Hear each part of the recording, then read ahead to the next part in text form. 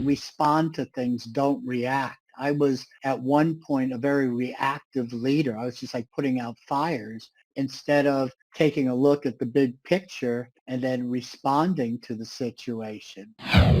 Welcome to the My Future Business Show, where we get you in front of your best audience and keep you there.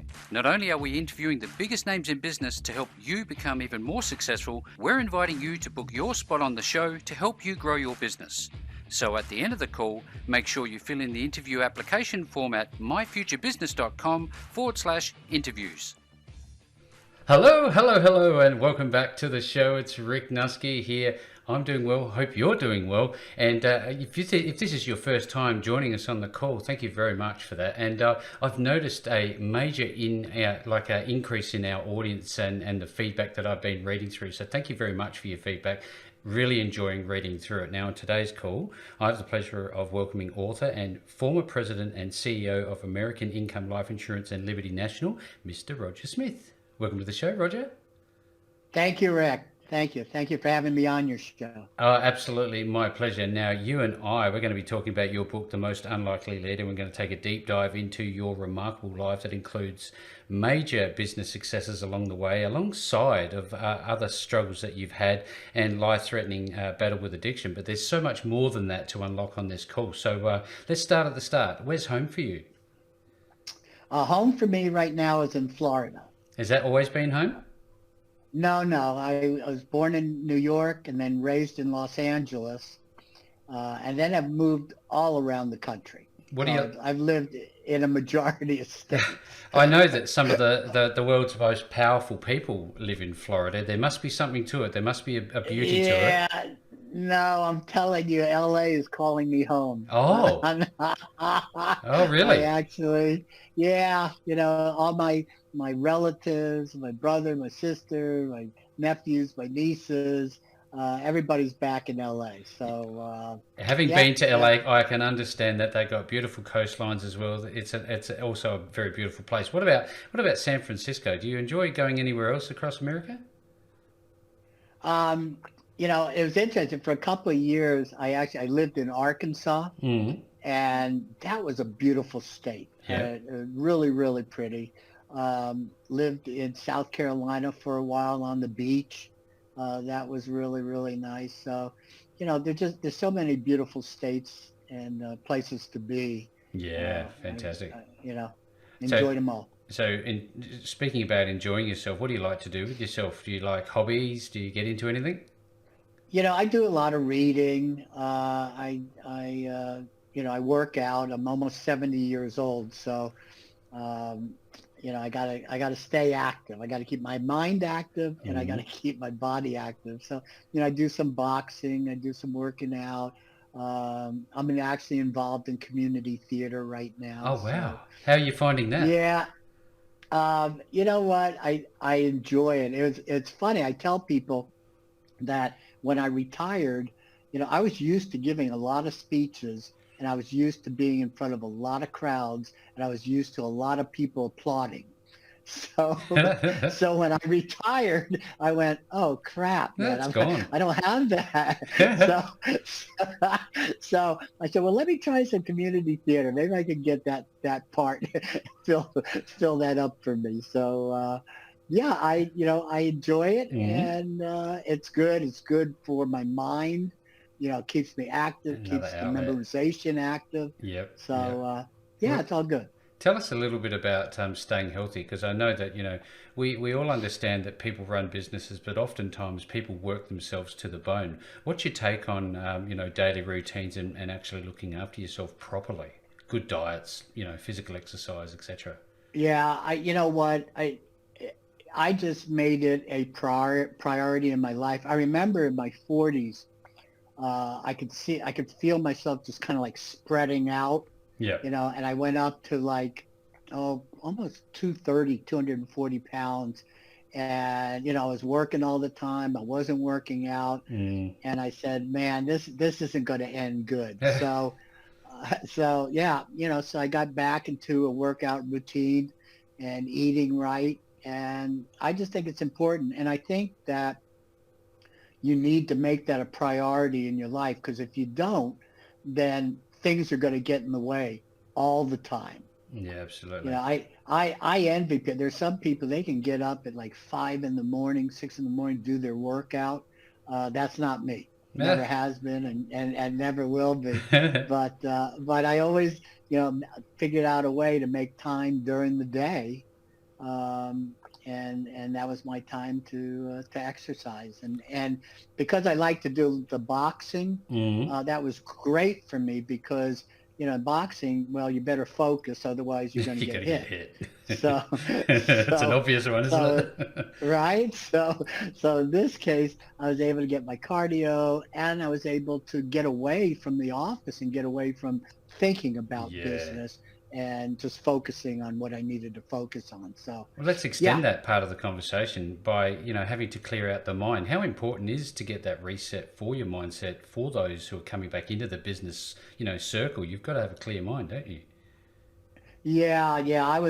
That reset was really important to me. I actually, Rick, had a couple resets. So that was one. And then sometime during the day, I would find time to take like a half an hour or 45-minute nap.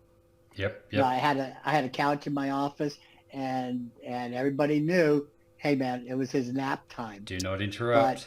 But don't interrupt. And you know what? It was really good. It's I get back up. I'm ready for the second shift if I needed it. It's almost as if you've slept a whole nother day. Now, tell me a little bit more about that, because I know that the likes of Google at least used to have some similar program for all of their employees.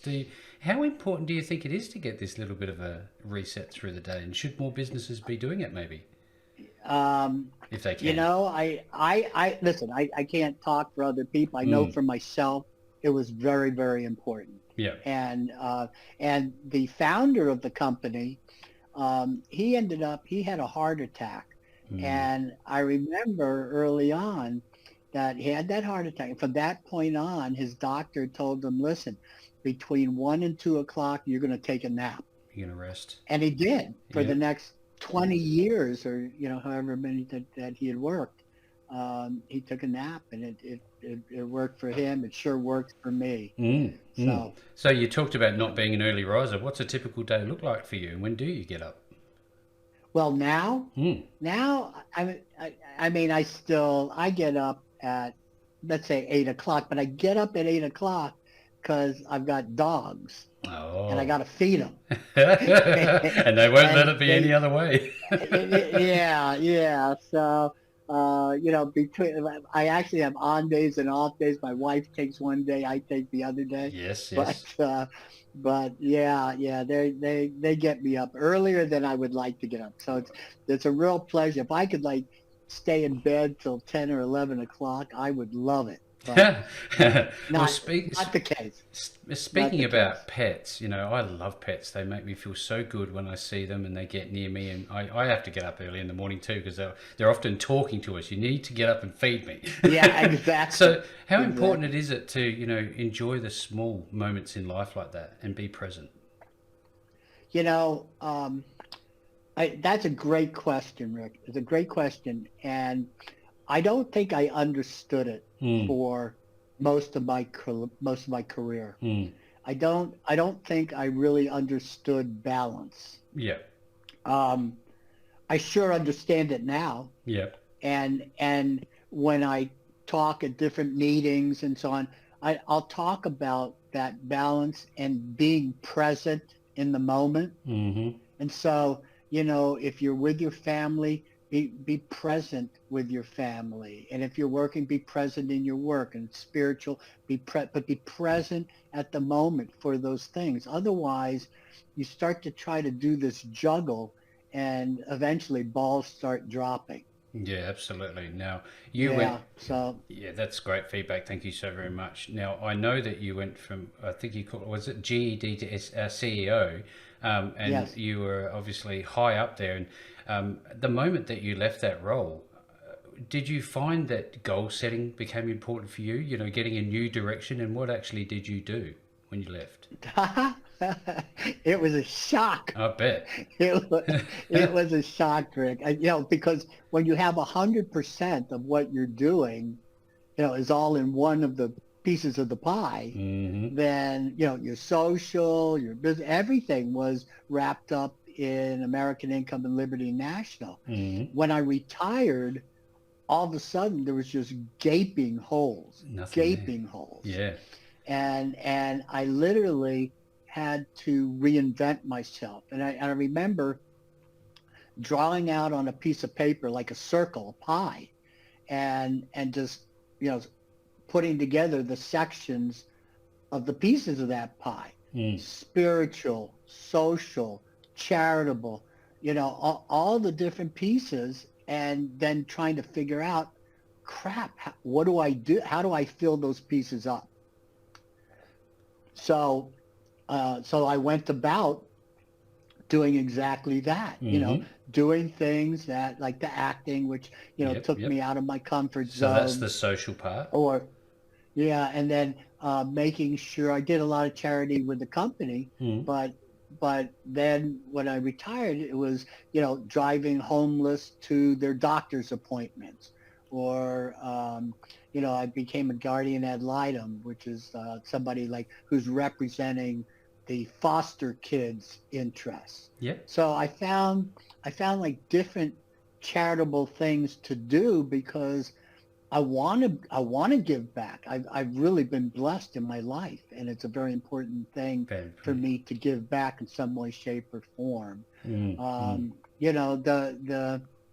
The writing of the book, and putting that together, and challenging myself with that, and allowing myself to open up and be vulnerable, And because share. Yep. there in my book, The Most Unlikely Leader, there's it's pretty vulnerable. It's Mm. me. Mm. It's pretty raw. It's not like, Yes. Rick, it's not like, you write a fiction book and somebody says they don't like your book, you go, well, okay. But you write a book about your life and somebody says, I don't like it. It's like, what, you don't like my life? Too Like, bad. Yeah, that's what it is. it's a, it's a very vulnerable position. Well, So, I'd love to spend some time unpacking the details of that book in a moment, but before we do okay.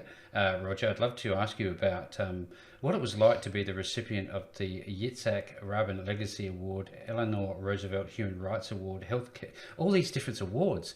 How did it feel, when you started to realize that what you were doing was getting some traction and people were recognizing you?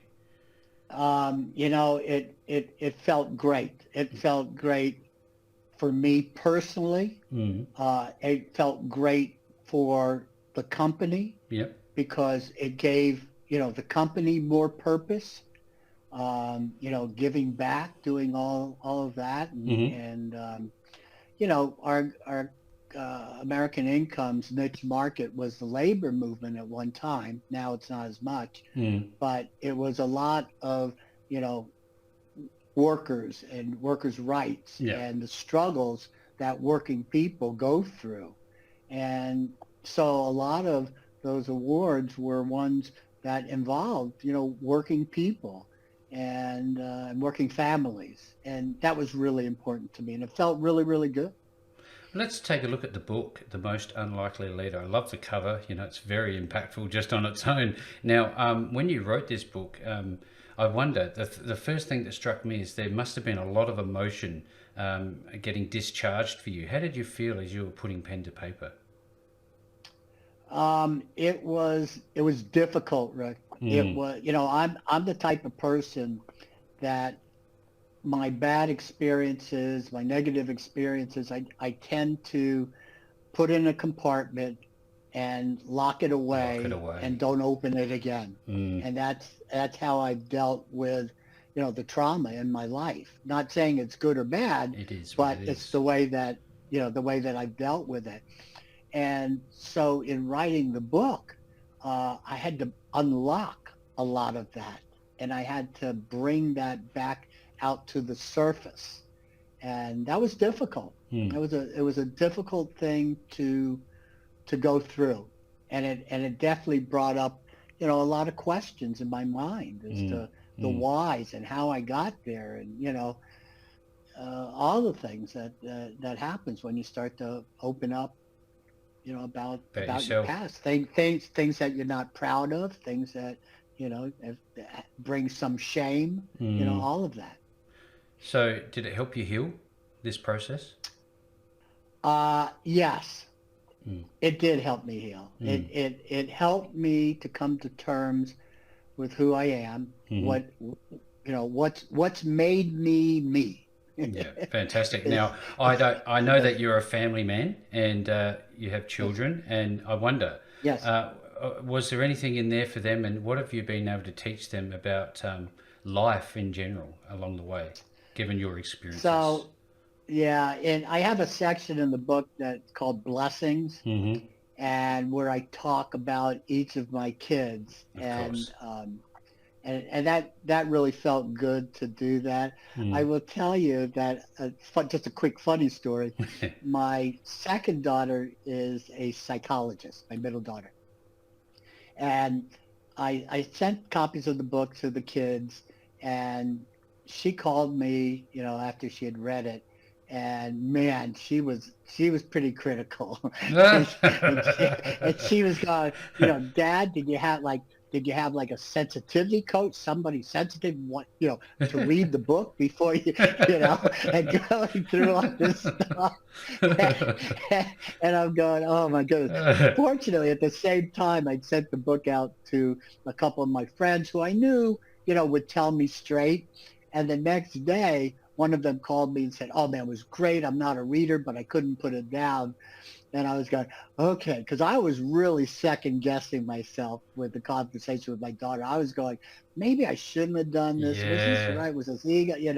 So it was nice. So yeah, maybe I don't know. You want your kids to read it, and you hope they have an open mind, but it's hard to, Yeah. when Yeah. they're looking at their own dad. So Well, at the end of the day, they're a reflection of you in many respects, not all respects, but many of them. So I think you've done an admirable job as a dad. So I'm thank you wondering, very much. I'm wondering, what would the one thing be in your life that you've become a superpower at? What's the thing that you do the best, do you think, right now, given everything that you've seen? I'm sorry, as a parent, is that what you're As saying? well, just in general, what one superpower do you think you have?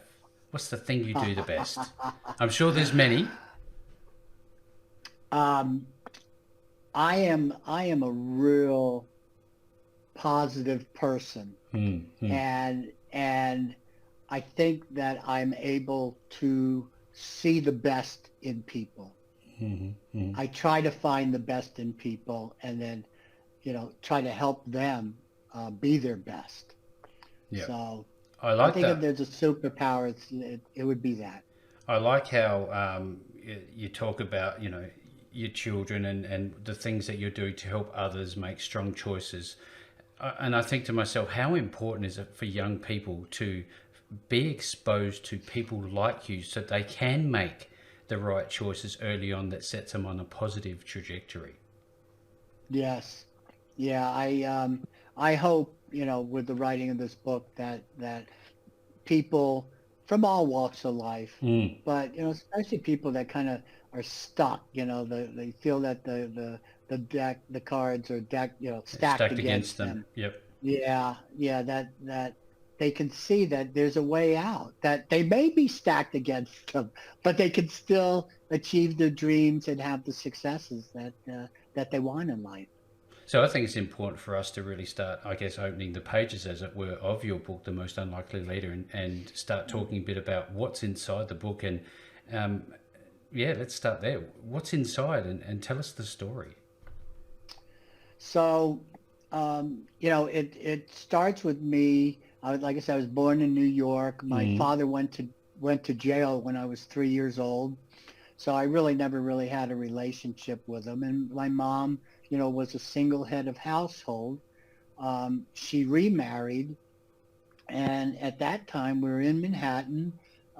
He was very successful, and and then he wasn't, Mm. and Mm. he ended up going bankrupt. And back then, like if you were on the East Coast and you went bankrupt, you moved as far west as you could go. Oh. And so we ended up moving from Manhattan to Malibu, except Malibu wasn't the Malibu of today. It was the Malibu of apartment beach shacks. Yep. It Yep. was it was a surfer's town, Yep. and you maybe had one enclave of nice homes. Mm-hmm. Um, Unfortunately, my stepfather never recovered from that bankruptcy, and unfortunately, um, in my in age 8, 9, 10, 11, Mm-hmm. where I was most receptive to what was happening to him, Yep. he started having some real self-destructive qualities, drug addiction, alcohol, and so on.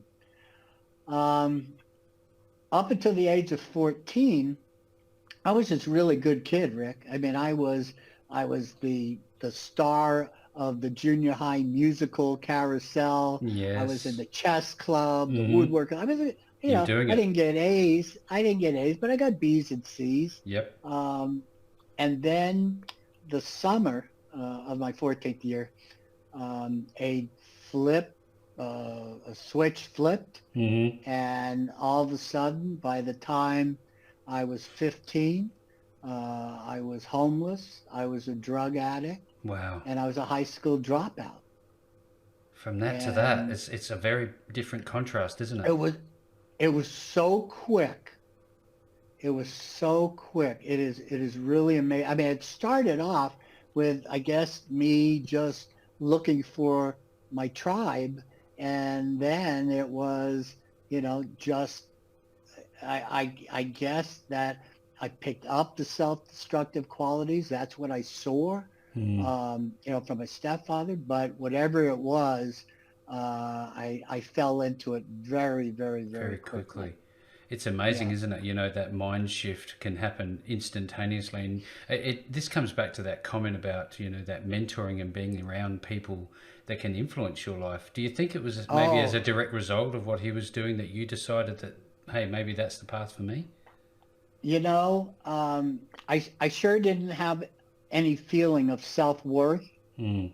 So I'm not sure. I'm sure some of that permeated my psyche. Mm-hmm. Mm-hmm. Um, but it was just, it was a ball gathering steam at that point. Yeah. So, it starts with a little, and before I know it, I'm shooting heroin, and Crazy stuff. yeah, just crazy, crazy stuff.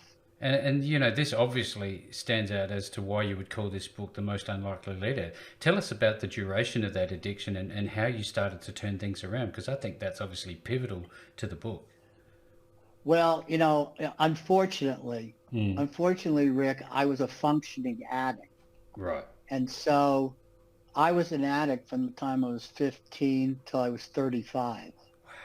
It's a long time. Um, it's a long time. Mm. And I say unfortunately because, you know, a functioning addict means that you could still function in society. I was the number one salesperson in the company. Mm-hmm. I had run successful businesses. But the one thing I could tell you is that none of it was sustainable. Right. So, so I could do all of this for limited periods of time.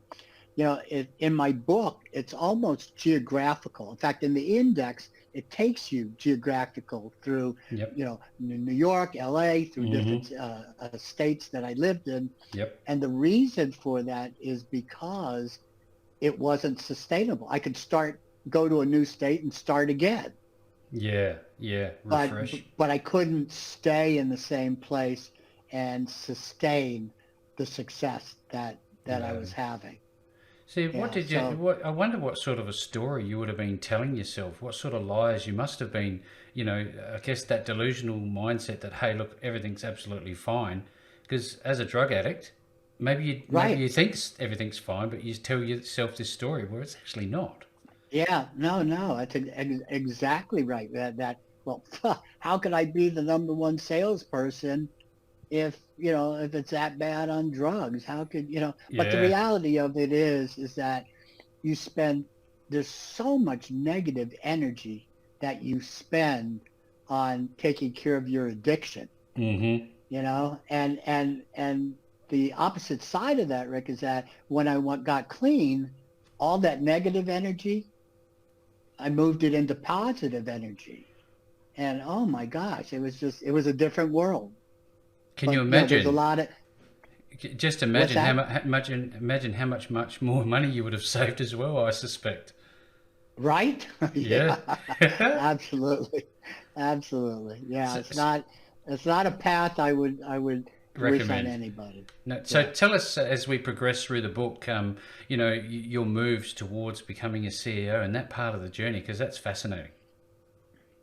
So what happened is, I've been very blessed with three strong mentors in my life. Mm-hmm. And one of those mentors was the founder of the company of American Income, Bernard Rappaport.